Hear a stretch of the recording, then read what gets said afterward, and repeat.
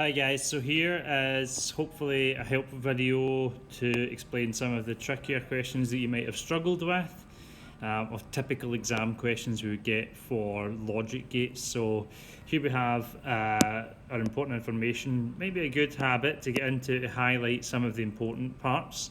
So you've got input parameters of this greenhouse, and we've got two outputs, x and y, which we can see on the bottom here, as well as our inputs at the bottom. Pardon me. Now, what a good habit to get into is, because this is logic gates, it's almost impossible, in fact it is impossible, for the exam answers not to give away some of the key words. So we've got an and here, we've got an or here, and we've got ands here. So that's usually the first thing that I do, is look at what answers we're going to be given anyway, or parts of the answers that we're going to be given as part of the question stem. Now I would always write these with pencil as well, because it's very easy to make mistakes with it. So really what makes this tricky is it's two questions in one. So just forget x, or sorry, pardon me, let's forget y right now. It's a second part of the question, which in fact is actually easier. So let's solve y first and solve that part. So let's get a pen here. So we can see that y is a 1 if the temperature is too high and windows are closed. So windows are closed, we can see is a 0, and temperature too high is also a 0. Now for this, there's many different solutions we could have. Now we know from the question it's got to be an AND gate. Now give yourself lots of room to draw this. So it's got to be an AND gate out to it.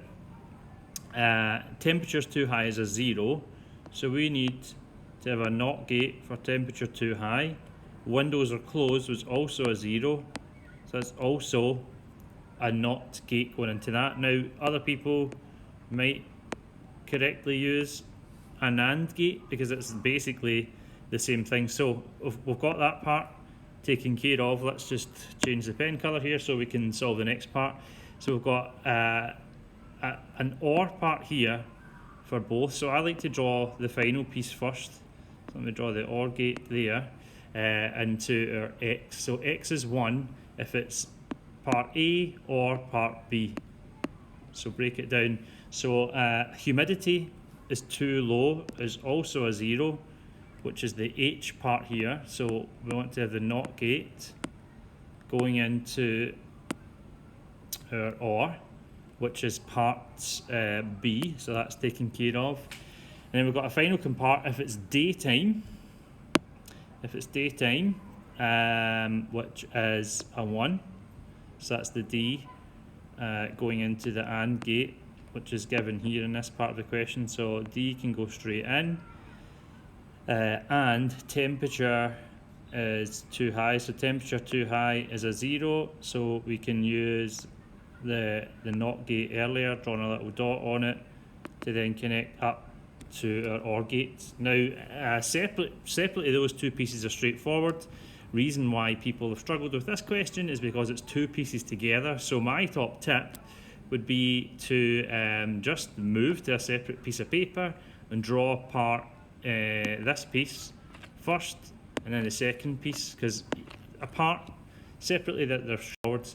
Okay, just I guess a more classic question for this one, straightforward, because I've got nice different pen colours. I'm going to take each piece separately and highlight them. So I'm going to do this part first, A exclusive or B. I don't know why these settings keep popping up, which I'm going to put down here.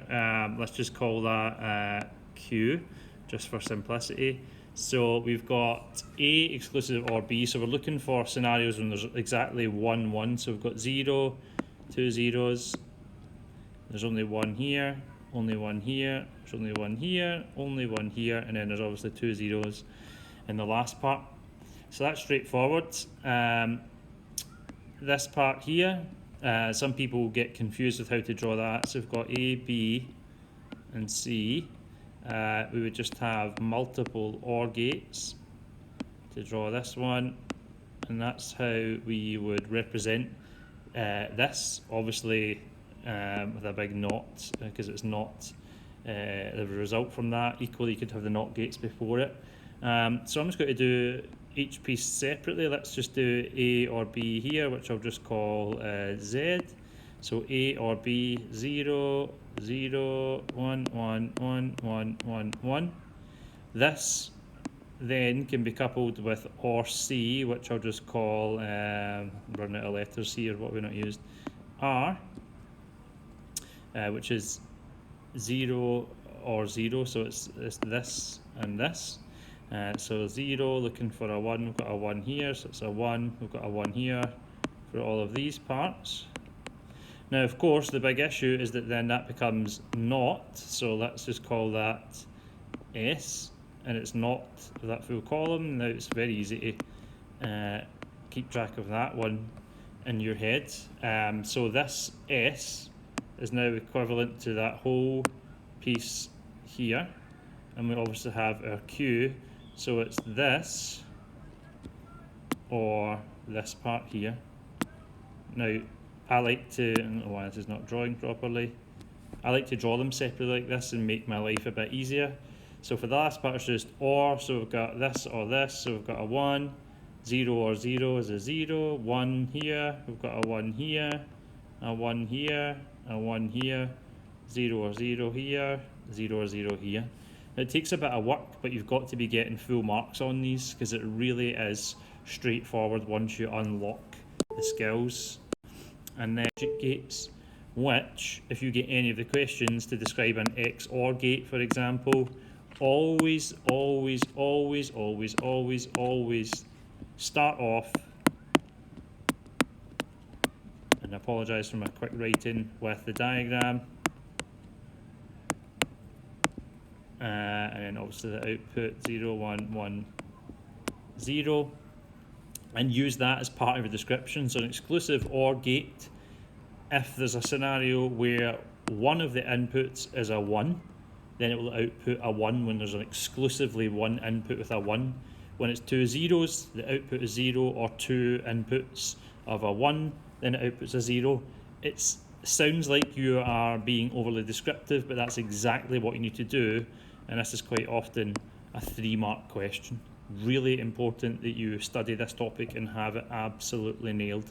And the final trickier question, similar to the previous one, it's just a bit more complex. So we've got the alarm sounds if the alarm is enabled and any one